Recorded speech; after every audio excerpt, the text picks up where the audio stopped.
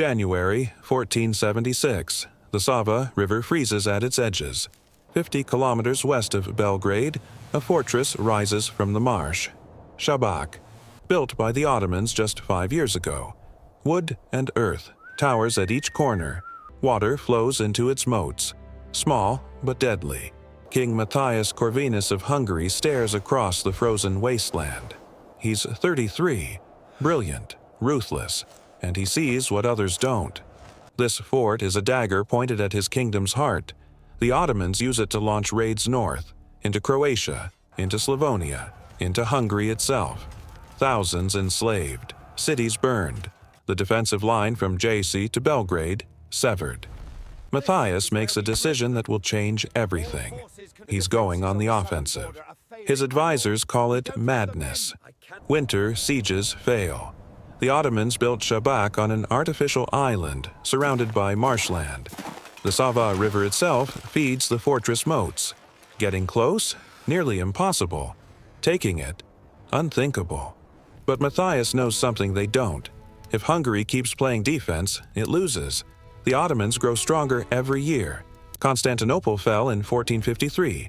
Serbia fell in 1459. Bosnia in 1463. Hungary is next, unless someone stops them here.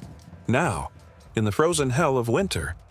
Matthias assembles his army at Belgrade. 30,000 men, maybe 40,000. Hungarian cavalry, Transylvanian infantry, Wallachian allies, and his secret weapon, the Black Army. Professional mercenaries, Czech, German, Polish, the best soldiers money can buy.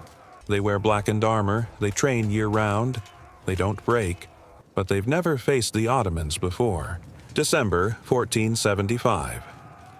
Matthias waits at Belgrade. His engineers work day and night, building something the Ottomans won't expect. A fleet, 330 vessels, river galleys, gunboats, transport barges, the largest river armada Hungary has ever assembled. Then the moment comes. Mid-January, the coldest month, exactly when the Turks think no one would dare attack. The fleet moves up the Danube, then turns into the Sava, heading west toward Shabac. Inside the fortress, 1,200 Ottoman defenders watch them come. Maybe 2,000. Veterans, well-armed. They've held this position for 5 years. Their commander sends word to the Grand Vizier. We need reinforcements. The Grand Vizier gathers 15,000 cavalry, rides toward Shabac. Then he sees Matthias's artillery train, hundreds of cannons, siege engines, bombards that can shatter stone walls. The Black Army infantry, formed in perfect ranks, was waiting. The Grand Vizier stops. He knows a trap when he sees one. An open battle against this force? Suicide. He turns back. The defenders of Shabac are alone. Matthias springs his trap. His engineers construct a small wooden fortress on the riverbank. They reinforce it with chains. Position 16 river galleys around it, cannons loaded. The bombardment begins. Thunder rolls across the frozen marsh. Cannonballs slam into Shabac's wooden walls.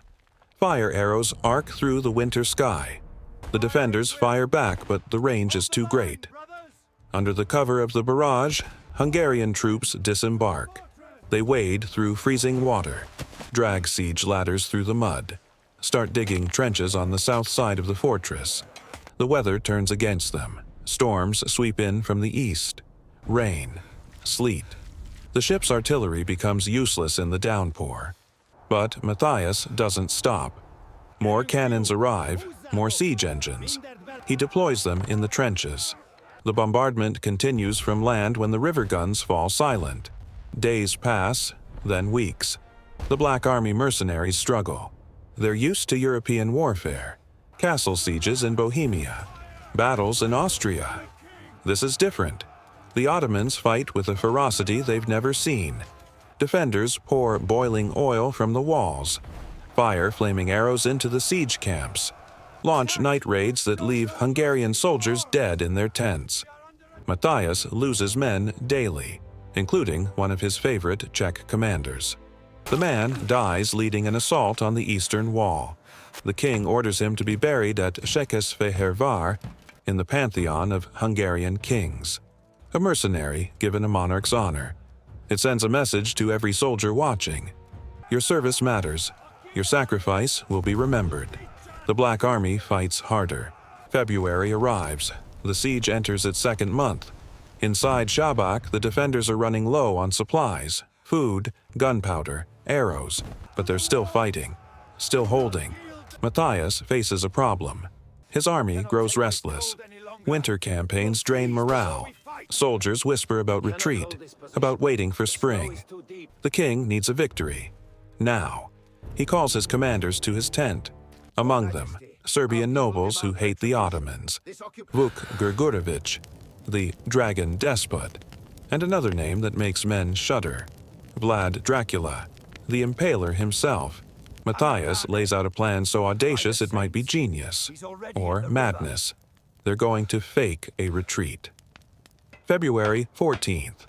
The Hungarian army breaks camp. Tents come down, cannons withdraw. Soldiers march away from Shabac, heading back toward Belgrade. Inside the fortress, the Ottomans watch in disbelief. Then the celebration. They've done it. They've outlasted the Hungarian king, survived the impossible siege. They throw open the gates. Light victory fires. The guards on the walls relax their watch. That night, Matthias strikes.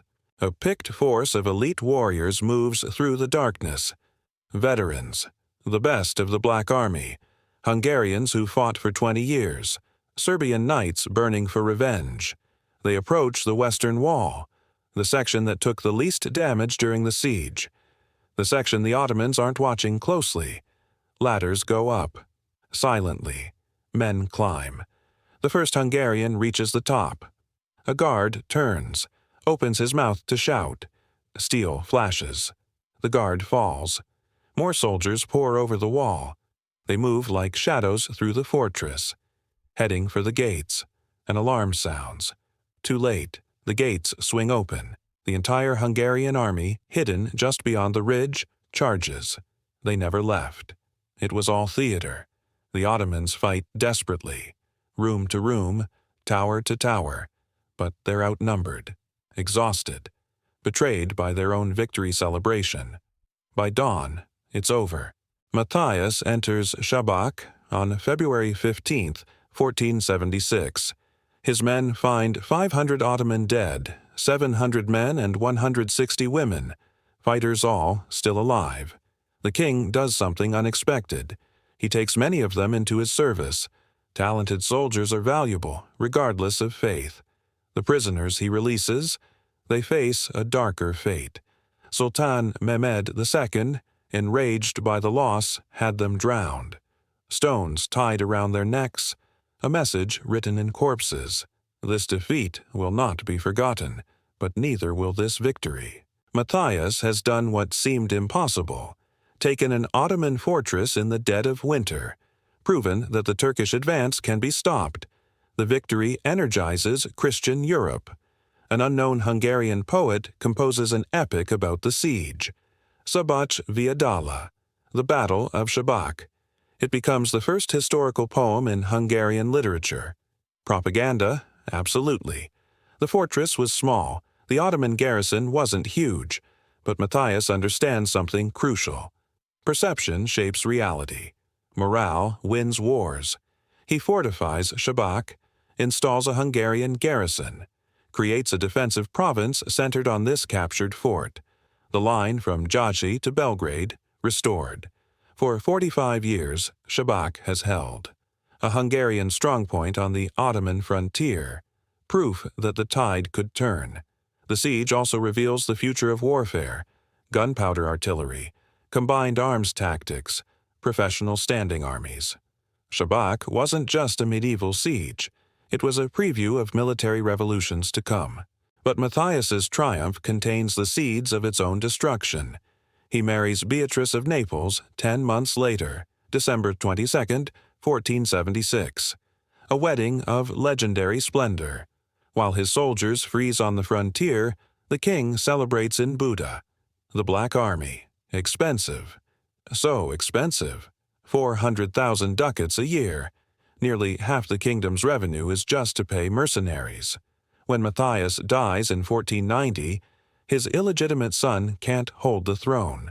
The Black Army disbanded in 1494. Some soldiers turn traitor, joining Hungary's enemies. Others become bandits, looting the very kingdom they once defended. And in 1521, the Ottomans returned to Shabac. This time, the siege lasts 4 days, not 1 month. The Hungarian garrison, just 500 men, fights to the last. All were killed in battle. 700 Turks die taking the fortress, but they take it. Then they march on Belgrade. The gateway falls. And 5 years later, at Mohacs, the Kingdom of Hungary itself shatters. The Siege of Šabac in 1476 stands as one of Hungary's greatest victories. Matthias Corvinus at the height of his power. A winter campaign that succeeded against all odds. But here's what haunts historians. If Hungary had maintained the Black Army after Matthias died, if they'd kept Shabac strongly garrisoned, if they'd learned from this victory instead of letting it decay, could Mohacs have been prevented? Could Hungary have survived? We'll never know. What we do know is this. For one frozen winter in 1476, a Hungarian king looked at an impossible fortress and refused to blink. He assembled the largest river fleet in his nation's history. He sieged an enemy stronghold when conventional wisdom said to wait. And he won. Shabac fell on February 15th. A small fortress, a huge statement. The Ottomans could be beaten, even in winter, even in their own territory. For 45 years, that statement held. Then history moved on. Empires rose and fell. The fortress changed hands again. But for one shining moment, Hungary proved something the world needed to see. Courage, innovation, the will to strike first. The lesson of Shabac isn't just about sieges or tactics.